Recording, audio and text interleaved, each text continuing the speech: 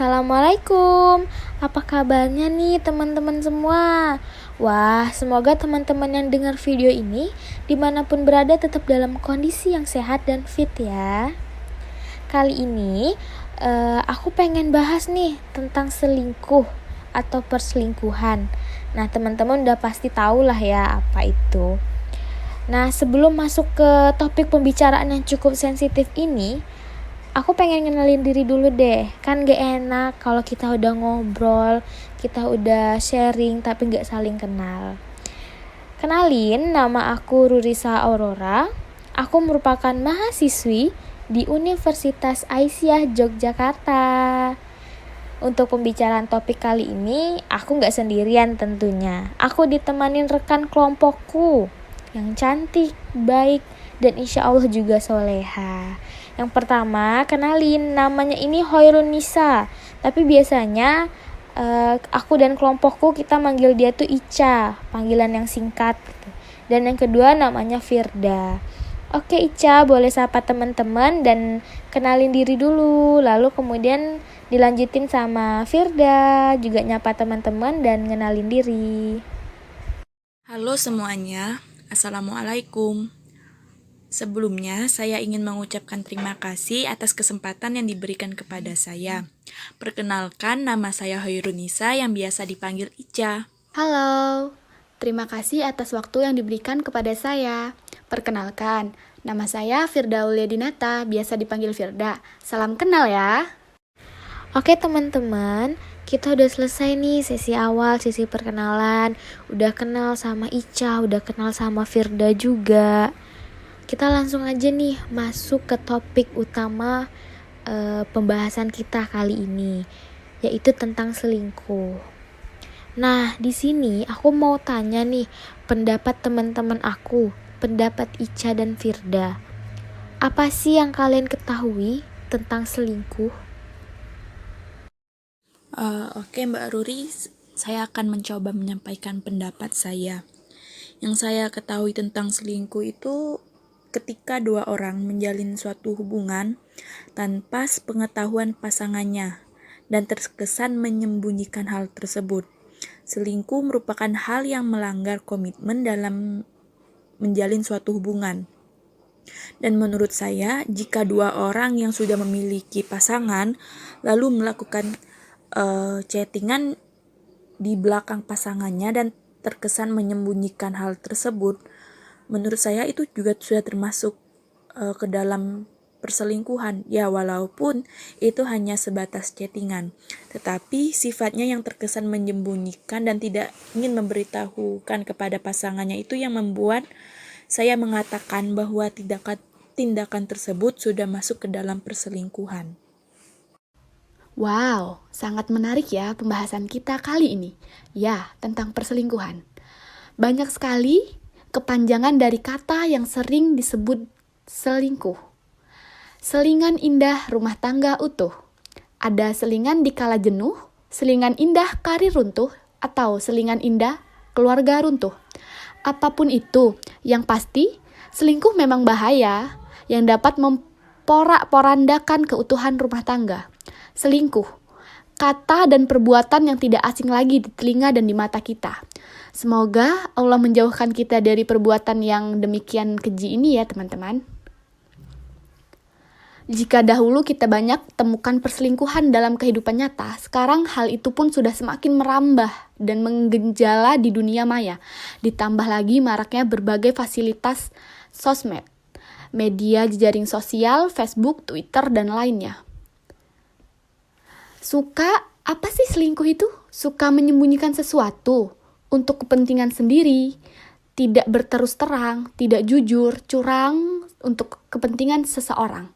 Suka menggelapkan, berkhianat, perbuatan tidak setia, menipu daya, perbuatan yang bertentangan dengan janji, jangan sekali-sekali berbuat. Ya, itulah selingkuh. Baik, terima kasih Ica, Firda jawabannya. Cukup menguras emosi memang kalau kita membahas tentang topik perselingkuhan ini.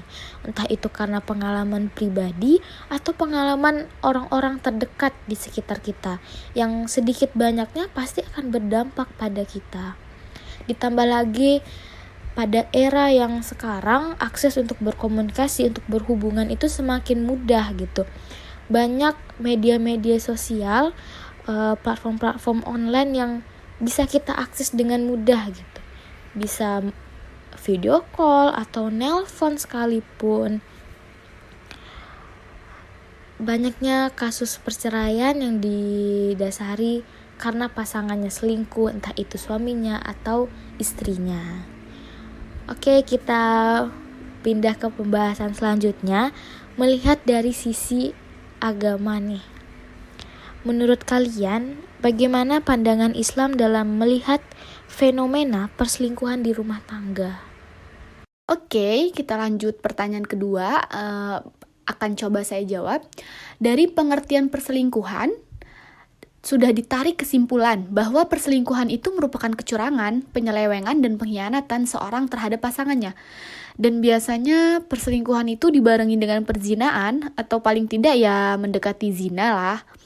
Pada dasarnya semua pengkhianatan, penyelewengan, dan kecurangan dilarang dalam agama kita. Di antaranya ada ayat dan hadis yang melarang hal-hal di atas. Contohnya pada firman Allah pada surat Al-Anfal ayat 27 yang artinya, "Hai orang-orang yang beriman, janganlah kamu mengkhianati Allah dan Rasul Muhammad, dan juga janganlah kamu mengkhianati amanah-amanah yang dipercayakan kepadamu, sedangkan kamu sudah mengetahuinya." Quran surat Al-Anfal ayat 27. Rasulullah Shallallahu Alaihi Wasallam juga telah memperingatkan mengenai tanda-tanda orang munafik supaya kita menjauhinya. Pada sabda beliau yang artinya diriwayatkan dari Abu Hurairah dari Nabi Shallallahu Alaihi Wasallam. Beliau bersabda, tanda orang munafik itu ada 3. Jika berbicara ia berbohong, jika berjanji ia mengingkari, dan jika dipercaya ia berkhianat. HR Al-Bukhari dan Muslim. Perbuatan selingkuh dapat pula disejajarkan dengan perbuatan nusyuz, yaitu perbuatan meninggalkan kewajiban suami istri. Nusyuz dari pihak istri seperti meninggalkan rumah tanpa izin suaminya, sedangkan nusyuz dari pihak suami misalnya, dari pihak suami ialah bersikap keras kepada istrinya, tidak mau menggauli dan tidak mau memberikan hak yang sudah diberikan harusnya kepada istrinya. Dari segi bahasa, selingkuh berarti ketidakjujuran suami dan istri dalam hubungan bersuami istri atau ikatan perkawinan yang di masyarakat biasanya ditengarai dengan adanya pria idaman lain atau wanita idaman lain. Islam sebagai agama yang komprehensif telah mengatur hubungan antara laki-laki dan perempuan dan hubungan antara seseorang laki-laki maupun perempuan yang sudah menikah ataupun yang belum menikah dengan orang lain yang bukan pasangannya, ada yang dibolehkan oleh syariat Islam dan ada yang dilarang. Hubungan seseorang laki-laki dengan seorang perempuan yang dibenarkan oleh syariat Islam adalah hubungan yang jauh dari unsur-unsur perselingkuhan, perbuatan-perbuatan mendekati zina, dan perzinaan. Adapun sebaliknya, yaitu hubungan seseorang laki-laki dengan seseorang perempuan yang dilarang dalam syariat Islam adalah hubungan yang mengandung unsur perselingkuhan, perbuatan mendekati zina, dan perzinaan. Oke, kita lanjut ke yang kedua. Bagaimana sih pandangan Islam dalam melihat fenomena perselingkuhan? Seperti yang kita ketahui saja ya, perselingkuhan merupakan suatu hal yang buruk dan sangat-sangat tidak baik. Karena perselingkuhan merupakan hal yang dimana seseorang mengkhianati kepercayaan pasangannya. Dan dalam Islam, perselingkuhan merupakan hal yang tidak diperbolehkan. Karena sama saja dengan berzina dan hal itu merupakan dosa. Pada dasarnya, semua pengkhianatan, penyelewengan, dan kecurangan dilarang dalam agama Islam. Di antara ayat dan hadis yang melarang hal-hal tersebut, ada salah satu firman Allah yang artinya, "Hai orang-orang yang beriman, janganlah kamu mengkhianati Allah dan Rasul Muhammad, dan juga janganlah kamu mengkhianati amanat-amanat yang dipercayakan kepadamu, sedangkan kamu mengetahuinya." Quran Surah Al-Anfal ayat 27. Selain itu, perselingkuhan juga merupakan suatu zina, di mana zina dilarang di dalam Islam. Seperti dalam firman Allah yang artinya, "Dan janganlah kamu mendekati zina. Sesungguhnya zina adalah suatu perbuatan yang keji dan suatu jalan yang buruk." Quran Surah Al-Isra ayat 32. Dari kedua ayat tersebut juga kita mengetahui bahwa zina selingkuh sangat-sangat dilarang di dalam Islam. Karena berselingkuh sama saja dengan berzina, dan berselingkuh juga berarti kita mengkhianati pasangan, dan hal itu sangat-sangat tidak diperbolehkan dalam Islam. Oke, baik. Jadi intinya Islam melarang adanya kecurangan termasuk perselingkuhan. Apapun alasannya dan apapun kondisinya, perselingkuhan itu sangat-sangat dilarang. Tapi, adakah pengaruh pemilihan calon pasangan terkait terjadinya perselingkuhan? Dan ada gak sih dalam Islam tuh kriteria calon pasangan yang baik gitu? Kriteria memilih calon pasangan yang baik. Menurut saya ada sih. Seperti apa sih kriteria calon suami yang baik menurut Islam? Yang pasti yang pertama, memiliki pengetahuan tentang agama yang kuat, tentang Al-Quran, hadis. Akan mungkin lebih sedikit kemungkinan dia berselingkuh atau mengkhianati kita nantinya. Selanjutnya ada karakter dan moral yang baik, keturunan keluarga yang baik, cukup mampu secara finansial, penuh kasih sayang dan lemah lembut, dan mengerti bagaimana cara menghadapi wanita yang baik. Oke, selanjutnya tentang pemilihan pasangan. Ada nggak sih pengaruh pemilihan calon pasangan terkait perselingkuhan? Menurut saya, pemilihan pasangan sangat berpengaruh terkait perselingkuhan. Karena dalam memilih pasangan, kita harus benar-benar melihat bagaimana sih perilaku pasangan tersebut, orang tersebut, bagaimana sifatnya terhadap pasangan, bagaimana perilakunya dalam keluarga, bagaimana ia memperlakukan ibunya. Yang paling penting menurut saya yaitu bagaimana agamanya. Selain itu, serta bagaimana keadaan keluarganya. Kita juga perlu untuk melihat siapa bibit, bebet, bobotnya itu sangat diperlukan menurut saya. Seperti pada salah satu ayat Al-Quran yang berarti, wanita-wanita yang keji adalah untuk laki-laki yang keji, dan laki-laki yang keji adalah untuk wanita-wanita yang keji pula. Dan wanita-wanita yang baik adalah untuk laki-laki yang baik, dan laki-laki yang baik adalah untuk wanita-wanita yang baik pula. Mereka yang dituduh itu bersih dari apa yang dituduhkan oleh mereka. Bagi mereka ampunan dan rezeki yang mulia, itu surga.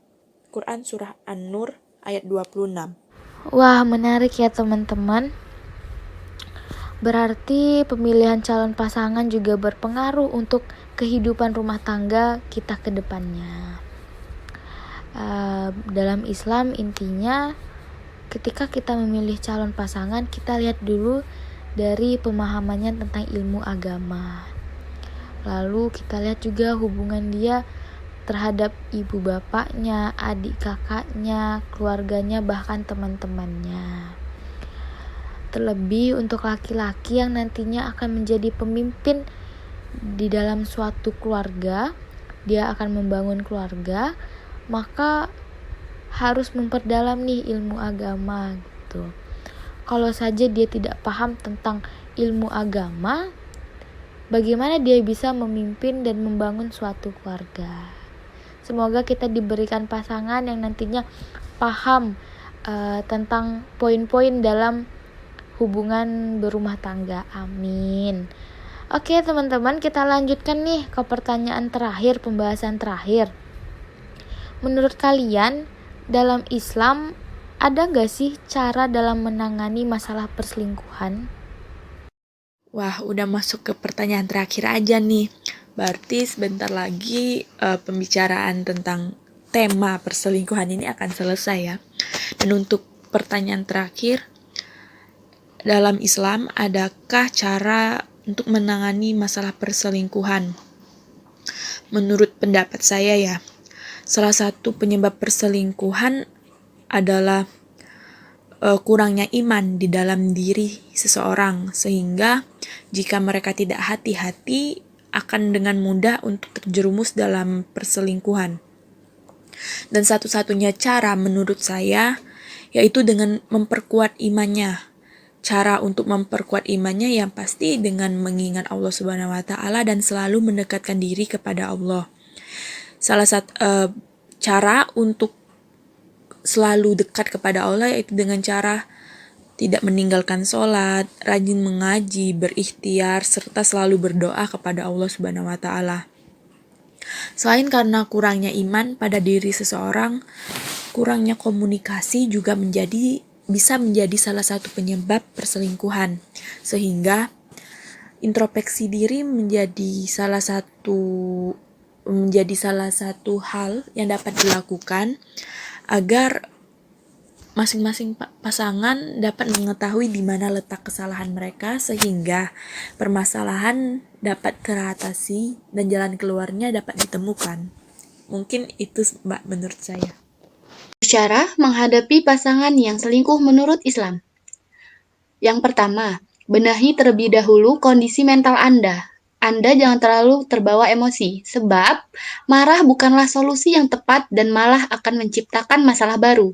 Sebaiknya, tenangkan diri Anda dengan menjalankan sholat tahajud dan berzikir agar hati menjadi lebih tenang sembari menentukan langkah selanjutnya yang akan Anda ambil. Selanjutnya, introspeksi diri.